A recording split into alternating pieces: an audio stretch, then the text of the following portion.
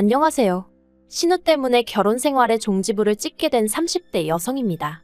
신혼 때부터 다른 사람도 아니고 대책 없는 신우 때문에 마음고생을 해왔는데 이번에 신우가 제대로 사고를 치면서 제 인생까지 비비꼬여 버렸어요. 누구 하나 저한테 제대로 사과하는 사람도 없고 속 터지네요. 남편하고는 지인의 소개로 만났습니다. 남편은 요식업 종사자이고 저는 직장을 다니는 평범한 회사원이었어요. 사귈 땐 몰랐는데 살아보니 남편이 좀 우유부단하긴 한데 그래도 정말 사귈 땐 몰랐으니 결혼했습니다. 그리고 사실 우유부단하다는 걸 빼면 나머지는 그런대로 괜찮은 사람이거든요. 그런데 또 적어놓고 보니까 그 우유부단한 게 정말 큰 단점이긴 했네요. 그런 성격 때문에 사람들한테 싫다는 소리를 잘 못하거든요. 돌이켜 생각해보면 연애 때도 늘 그런 식이었어요. 어디 식당을 하나 가도 자기가 먼저 딱 골라오는 법이 없고 여기 갈까 저기 갈까 해가며 제 눈치를 살피기에 급급했고 대화를 주고받는 와중에도 제 기분을 살피느라 정신이 없었으니까요. 그리고 저는 그런 남편이 그저 저를 너무 좋아해서 저한테 잘 보이고 싶어서 그러는가 보다 했던 거죠. 하지만 그게 그냥 원래 타고난 성격이었고 정말이지 그로 인해 제가 이렇게 힘들 줄은 몰랐습니다. 저희는 결혼할 때 양가에서 특별히 받은 도움은 없습니다. 일단 시댁 형편이 넉넉지가 않았는데 남편이 어렸을 때 아버님이 일을 하다 사고를 당하셔서 무릎에 철심을 박으셨다 들었어요. 그리고 그로 인해 장애 등급을 받으셨는데 사회가 장애에 대한 인식이 부정적이다 보니 이후로 일자리 구하기가 여의치 않으셨다대요. 그래서 저희 결혼할 때도 그렇고 지금까지도 그냥 아는 분들 통해서 조금씩 소일거리 받아다 하고 계십니다. 그리고 사정이 그렇다 보니 어머님은 어머님대로 식당 일도 하시고 건물 청소도 하시고 그러다 지금은 몇 년째 요양원에서 어르신들 도와드리는 일을 하고 계세요. 그러니 결혼할 때 시댁에서 도움을 받는다는 건 상상도 할 수 없는 일이었지요. 그리고 저희 친정부모님도 두 분 앞으로 살고 계신 집 한 채 있으셨고 노후 준비나 되어 있는 정도였지 딸 시집 보낸다고 1억이고 2억이고 척척 내주실 형편은 아니셨어요. 그래서 표현이 좀 그렇긴 한데 겸사겸사 양가의 손은 벌리지 않고 남편이나 저나 서로 모은 돈만 가지고 결혼하자고 얘기가 된 거고 저는 불만 같은 건 전혀 없었습니다. 그리고 그렇게 저희는 서울 끝자락에 위치한 빌라 전세를 얻었습니다. 방둑한 화장실 하나로 신혼부부인 저희가 살기엔 적당한 곳이었어요. 여담이지만 집들이 때 시부모님께선 방이 하나가 남는 거 아니냐며 여기 우리가 들어와서 살까 하는 농담을 하셨는데 순간 심장이 벌렁벌렁 거리더라고요. 실제로 아닌 게 아니라 저희 결혼할 때 합가는 어떻게 생각하는지 어머님이 두세 번 저를 떠보신 적도 있으셔서요. 나중에 덧붙이시기를 1,000원 한 장 못 보태주니 미안해서 집이라도 내어줄까 하는 마음에 하신 소리였다고는 했지만 저희 시부모님도 저희와 마찬가지로 방둑에 화장실 하나인 빌라에 살고 계셨으니 이러나 저러나 가당치도 않은 이야기였죠. 그런데 저희 집들이 때 오셔서 또 들어와서 살까 하시니 제가 깜짝 놀랄 수밖에 없었네요.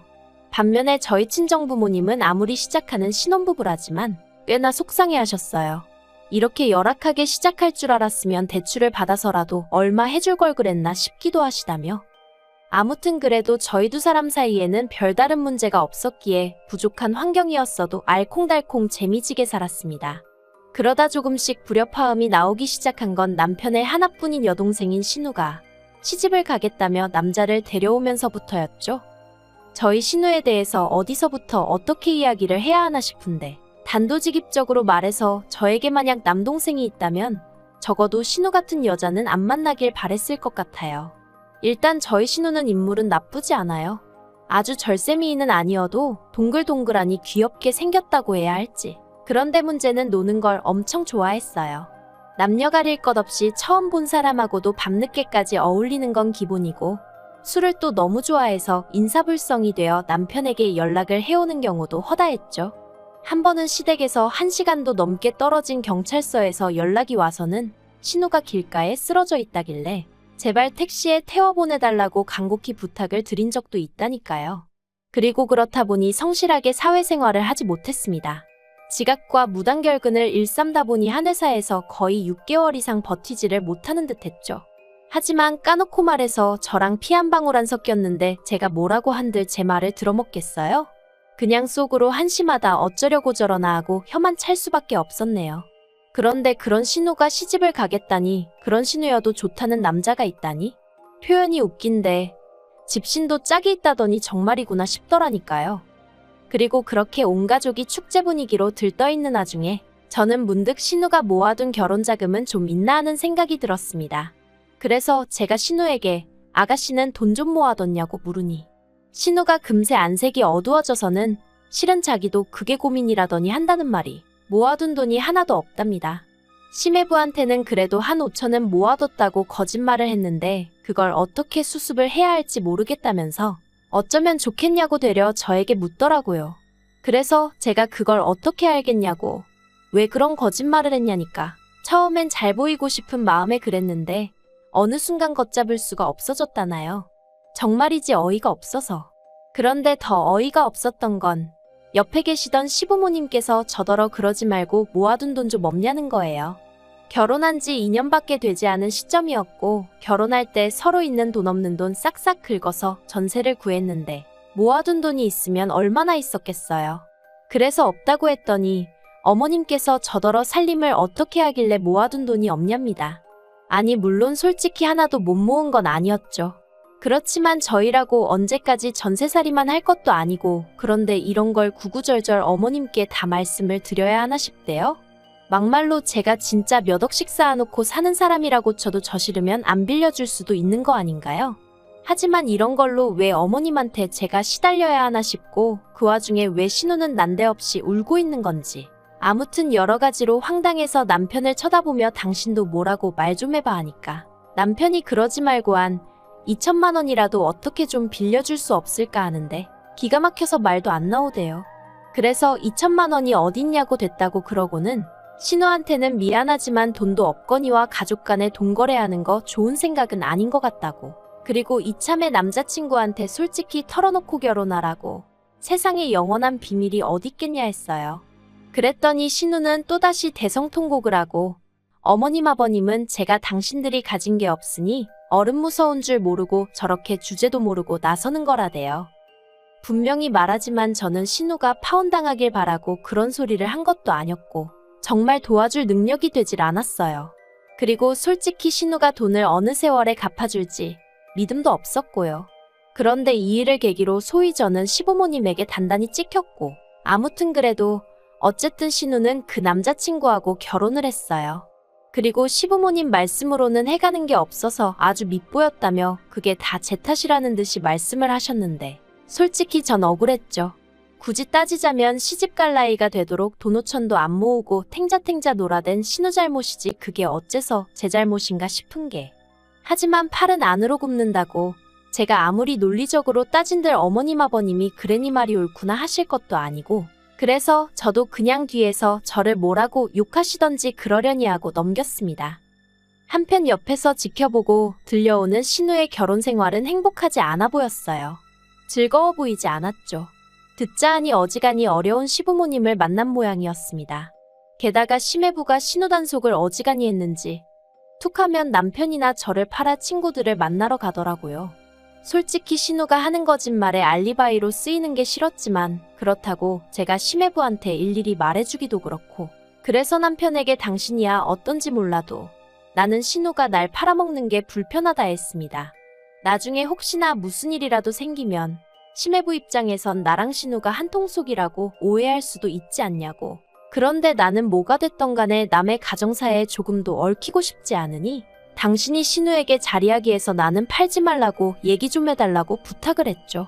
그러자 남편이 기껏 한다는 소리가 제 친동생이어도 그랬겠냐대요. 제 친동생이어도 그렇게 매정하게 말했겠냐고요.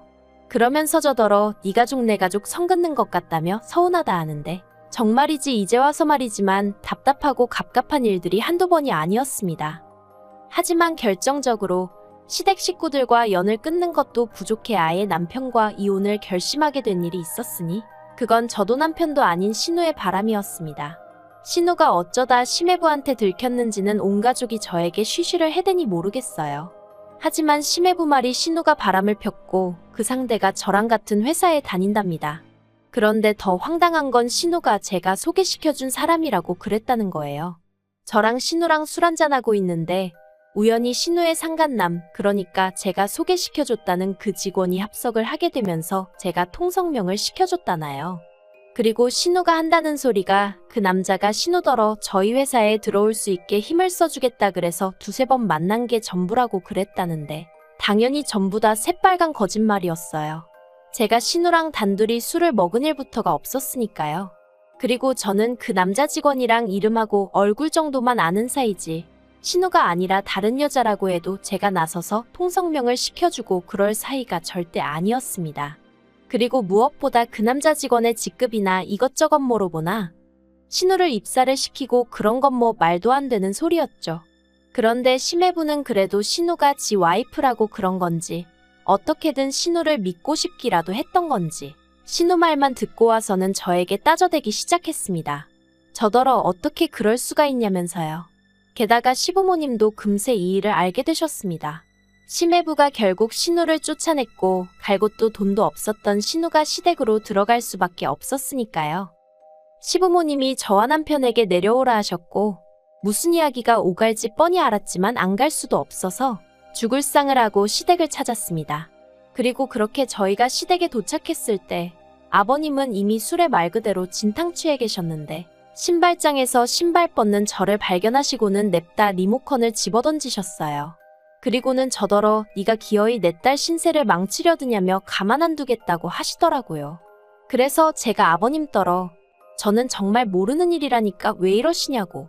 그리고는 어머님한테도 제 억울함을 호소했습니다. 제가 미쳤다고 결혼한 신우한테 유부남을 소개시키겠냐고요. 하지만 어머님께서 기껏 하신다는 말씀이 내 딸이 너보다 이쁘고 시집도 잘 갔다 싶으니까 셈이 나서 그런 거 아니냐입니다. 웃겼어요. 그 와중에 어머님도 내심 당신 아들인 저희 남편보다 사위가 낫다고 생각하고 계셨나 싶은 게 아무튼 어머님더러 그런 거 아니다. 그렇게 생각해 본 적도 없다. 신우가 이런 상황에 처한 건 유감이지만 정말 저랑은 아무런 관련도 없다고. 그런데 얄밉게도 신우는 그 와중에 자기가 무슨 피해자라도 되는 것 마냥 또 거실 한쪽 구석에서 질질 짜고만 있더라니까요. 그래서 제가 신우더러 아가씨도 입 있으면 말 좀 해보라고. 아가씨랑 나랑 언제 단둘이 술을 먹었고 그 직원도 지금 이혼당하게 생겼는데 알긴 하냐 했죠. 심지어 그 직원은 애도 있는데 그 직원 와이프가 2번의 유산 끝에 정말 힘들게 얻은 아이였거든요. 그런데 지금 그런 가정을 깨뜨린 거라고 소리를 질렀더니 신우가 한다는 말이 기억이 안 난답니다. 자긴 아무것도 모른다나요. 그래서 도저히 안 되겠다고 삼자대면 하자고 했습니다. 신우랑 그 직원이랑 저 셋이서 만나서 어떻게 된 건지 확인 좀 해보자고요. 그리고 결론부터 말하자면 결국 제가 제 핸드폰 내역이며 신용카드 내역이며 줄줄이 뽑아다 시부모님과 심해부 코앞에 들이밀고 나서야 제 결백을 인정받았습니다. 다시 말해 신우가 거짓말을 했다는 걸 모두가 알게 된 거죠. 그리고는 그 일로 심해부는 더 큰 충격을 받은 듯 했습니다. 왜냐하면 그 둘이 만난 게 인터넷 채팅을 통해서였고 그 남자가 처음이 아니었다는 것도 알게 되었으니까요. 심해부는 결국 신우에게 이혼을 요구했고 몸만 나가라고 했답니다. 위자료를 받아내고 싶은 마음이 굴뚝 같지만 어차피 신우나 저희 시댁 형편을 심해부도 뻔히 알고 있었으니 그냥 시끄럽게 일 키우지 말고 신우더러 너만 나가면 된다고 했다나요. 그리고 이 일로 신우랑 시부모님은 또 한 번 저를 원망하기 시작했습니다. 신우가 쫓겨난 게 저 때문이라면서 오해 좀 받으면 어떠냐고 막말로 적어도 저는 쫓겨날 건 아니지 않냐면서 사람들이 어쩌면 다들 자기 편한 대로만 생각을 하는지 어이가 없더라니까요. 그런데 그런 와중에 저는 낯선 번호로 전화를 받았는데 그 직원 와이프였습니다. 짜증나게 한다는 소리가 제가 소개시켜준 거냐는 거예요. 이땐 정말이지. 솔직히 그 와이프도 어떻게 보면 불쌍한 피해자인 건데 저도 저대로 계속 시달리던 중이라서 말이 곱게 안 나가더라고요. 그래서 한 번만 더 제대로 확인도 안 해보고 헛소리하면 명예훼손으로 고소하겠다고 엄포를 놨습니다. 그리고 나한테 이럴 게 아니라 상간녀 소송을 하든 뭐라든 당신도 당신 할 일을 하라고 했죠. 그리고 결국 이 일은 제 결혼 생활에까지 영향을 미쳐 저희 부부 또한 이혼 이야기가 나왔습니다. 정확히 말하자면 제가 먼저 남편에게 이혼 이야기를 꺼냈어요. 이 집안에서 내 편은 하나도 없다. 당신마저 당신 동생이 불쌍해서 어쩔 줄을 몰라 하지 않냐고요. 그러니 이쯤에서 나는 놔달라고 했습니다. 시부모님하고 당신하고 신우하고 넷이 똘똘 뭉쳐 한번 잘 살아보라고. 나는 그만 빠져주겠다고요. 그런데 어이없게도 제가 모든 걸 자포자기하는 심정으로 이혼 이야기를 꺼냈더니 남편이 자기가 미안하다면서 한 번만 더 기회를 주면 안 되겠냐대요. 자기도 그렇고 시부모님도 그렇고 신우가 원래 거짓말도 잘하고 그러는 거 다 알고 있었는데 그래도 용케 좋은 남자 만나서 결혼도 했고 그렇다 보니 어떻게든 그 결혼이 깨지지 않았으면 해서 차라리 신우 말을 믿어주고 싶었다나 어쨌다나요. 황당해서 처음엔 뭐라고 말도 제대로 안 나왔어요. 100번 양보해서 피는 물보다 진하다고 신우를 지켜주고 싶어 그랬다? 이해할 수 있다 쳐요. 하지만 저는 무슨 죄냐고요. 그리고 이번에 그냥 이렇게 넘어갔다가 막말로 이런 일이 또 있지 말란 법이라도 있나요? 그리고 지금은 애도 없지만 애까지 생긴 마당에 제가 이런 일을 또 겪는다고 생각하면 그땐 정말 이혼하기도 쉽지 않을 거고 제 억울한 마음은 누가 알아주냔 말이죠. 그래서 안 되겠다 했어요. 이혼해달라고 아니면 긴 싸움이 될지라도 소송하겠다고요. 솔직히 이혼한 지금도 그때 일을 떠올리면 아찔하고 짜증도 나고 그래도 여유가 좀 생겼는지 헛웃음 정도는 지을 수 있게 됐습니다. 이후로는 들은 이야기는 별로 없어요. 다만 남편 가게는 왜인지 폐업을 했고 그 직원은 회사를 관뒀죠. 신우한 사람으로 인해 저도 저지만 몇 사람의 인생이 어그러진 건지 그래도 시부모님은 여전히 하나뿐인 딸이라고 아픈 손가락이라고 감싸고 돌고 계시려나요? 어쨌든 이제 신경 쓰지 않으렵니다. 이래서 결혼할 땐 배우자간만 볼 게 아니라 부모도 보고 형제도 보고 그 친구들도 보라는 건가 봐요. 비싼 값 치르고 인생 공부 안 셈치려고요.